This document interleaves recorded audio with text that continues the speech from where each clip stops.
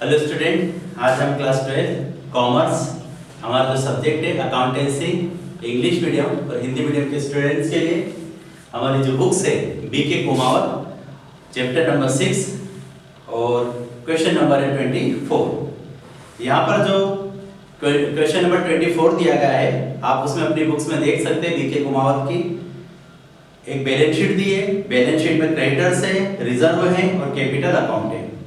ये liability side की मैंने बात करी है। अब अगर असेट्स में हम देखें तो कैश इन हैंड है, कैश एट बैंक है, डेब्टर्स है, स्टॉक है, मशीनरी और बिल्डिंग।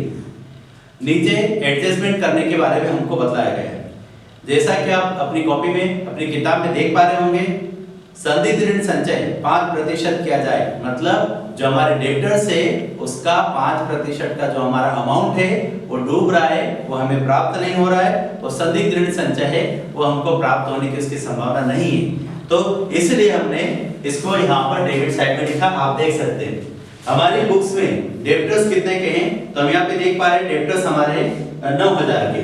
तो ये मैंने यहाँ पर 9000 का 5% निकाला है। 9000 का कितना परसेंट है? 5%। तो ये 9000 का 5% निकला है। ये पैसा हमारा यहाँ पर डूब रहा है। हमको मिलना कितना था? 9000, लेकिन 9000 में से 5% का अमाउंट हमारा डूब रहा है, संपत्ति में लॉस हो रहा है, इसलिए हमने 450 रुपीस को यहाँ लिखा है। आपको मालूम है profit and loss adjustment account या रिवैल्यूएशन अकाउंट, इन दोनों का रूल्स एक जैसा होता है। अगर संपत्ति में हमें कमी होती है तो हम उसे आगे लिखते हैं, और अगर इंक्रीज होता है तो हम उसे पीछे की साइड लिखते हैं। स्टॉक 5% और यंत्र का मूल्य 10% से अवमूल्यन किया जाए तो हमारा स्टॉक कितने का है? स्टॉक 7000 का है। यहाँ देख सकते हैं ये स्टॉक कितने का है? 7000 का। इसका 5% अवमूल्यन हो रहा है। प्लांट कितने का है? प्लांट है हमारा, प्लांट के बारे में भी बोला इन्होंने, प्लांट का 10%, तो ये 10% अवमूल्यन हो रहा है, मतलब कमी हो रही मूल्य में। तो 7000 का 5% कितना आया? 350 रुपए। उसके बाद प्लांट जो है मशीनरी, उसका 6000 का 10% कितना है? 600 रुपए। तो ये असेट्स में कमी हो रही है, उसका मूल्य कम हो रहा है, और कम होने के कारण हम उसको डेबिट साइड पे लिख रहे हैं। हमारा रूल्स यही है कि अगर असेट्स में कमी होगी हम डेबिट में लिखेंगे, असेट्स इंक्रीज होगा तो हम उसे कहां लिखेंगे? हम क्रेडिट साइड में लिखेंगे। अब आप देख सकते हो पॉइंट नंबर 3 में यहाँ हमारी जो बिल्डिंग है उसकी जो वैल्यू बताई गई है वो 15100 है, और हमारी बैलेंस शीट में इसकी वैल्यू कितनी दी है? तो इसकी वैल्यू दे रखी है 14000।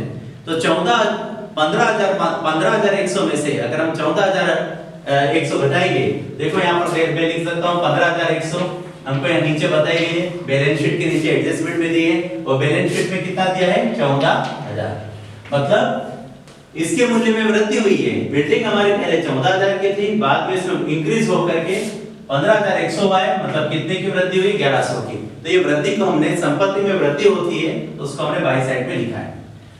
डेबिट साइड का जोड़ करा जो कि हमारा 1400 आ रहा है, और क्रेडिट साइड का जो हमारा जोड़ हो रहा है ये क्रेडिट साइड है हमारी, और ये हमारी डेबिट साइड है। ठीक है, तो यहाँ पर डेबिट साइड का जोड़ 1400 हो रहा है, और क्रेडिट साइड का जोड़ जो हो रहा है वो 1100 हो रहा है। डिफरेंस निकाला तो डिफरेंस कितने का है? 300 का। ये डिफरेंस बाई साइड में आ रहा है, इसलिए इसको हम लॉस कह सकते हैं, और ये लॉस ट्रांसफर होकर के कहां जाता है? नीचे पार्टनर्स कैपिटल अकाउंट में। तो यहाँ पर हमारे 3 पार्टनर थे एबीसी, डिफरेंस की जो राशि वो 300 है।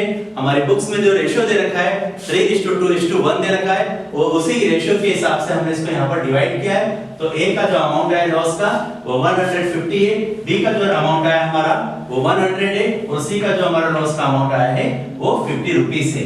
इस प्रकार से टोटल लॉस की राशि हमारे हो गई 300। तो ये हमारा यहाँ पर बना है रिवैल्यूएशन अकाउंट। इसके बाद सेकंड नंबर पर हम बना रहे हैं पार्टनर्स कैपिटल अकाउंट।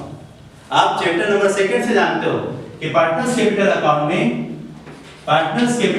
में बाय साइड में हम कैपिटल लिखते हैं, पार्टनर्स की पूंजी लिखते हैं। तो हमने यहाँ लिखा है बाय बैलेंस शीट 10000, 10000 और 10000। ये हमने अपनी बैलेंस शीट में से देख करके इसे यहाँ लिखा है। फिर हमारी बुक्स में बैलेंस शीट में लायबिलिटी साइड में रिजर्व फंड दे रखा है, और ये रिजर्व फंड भी कहाँ लिया जाता है? तो ये लिया जाता है पार्टनर्स कैपिटल अकाउंट में। तो बाय रिजर्व फंड ये 6000 को हमने 3:2:1 3:2:1 में हमने इसको डिवाइड किया है। तो पहले का 3000 आएगा, दूसरे का 2000 आएगा, और लास्ट वाले का 1000 रुपए आएगा। तो इस प्रकार से ये क्रेडिट साइड की हमने बात करी। फिर हम यहाँ देखें कि हमारा जो profit and loss adjustment account है उसका जो आंसर निकला था वो क्या था, लॉस था। आप देख पा रहे हैं ये लॉस बाय में निकला था, जो कि पार्टनर्स कैपिटल अकाउंट में काउंटर एंट्री होगी, ट्रांसफर होकर के ये डेबिट साइड आएगा और इसको हम यहाँ पे लिखेंगे प्रॉफिट एंड लॉस अकाउंट और ब्रैकेट में लिख सकते हैं लॉस। ये क्या है, तो लॉस है। इसको हमने इसी क्रम में लिखा जैसा यहाँ दे रखा है। ए में लिखा 150, बी में लिखा 100 और सी में लिखा है 50 रुपीस। हमने यहाँ पर ए का टोटल क्या क्रेडिट साइड में जो कि 13,000 हो रहा है और 13,000 में से 150 को लेस किया है, तो हमारे जो डिफरेंस की राशि आई है वो 12,850 आया है। बी साइड का हमने क्रेडिट साइड का टोटल किया है, तो इसका टोटल हो रहा है 12,000 में से माइनस किया हमने 100, तो इसका आंसर है 11,900। उधर 11,000 है, 11,000 में से 50 रुपीस को माइनस किया है, तो हमारा आंसर आया है 10,950 रुपीस। ये टू बैलेंस शीट पार्टनर्स की पूंजी है, कैपिटल है। अब ये कैपिटल जो पहले यहाँ 10,000 रुपए दी गई थी वो बढ़ करके अब इस पोजीशन पे आ गई है। तो ये इस प्रकार से हमने यहाँ दो खाते बनाए हैं। एक तो बनाया profit and loss adjustment account, जिसे हम रिवैल्यूएशन अकाउंट भी कहते हैं। रिवैल्यूएशन अकाउंट में जिस प्रकार से हम खाते बनाते हैं, जिन नियमों का पालन करते हैं, ठीक उसी प्रकार से इसको पालन करके हमने बनाया है। और सेकंड नंबर पर हमने पार्टनर्स कैपिटल अकाउंट बनाया है। तो ये सवाल हमारा यहीं पर समाप्त होता है।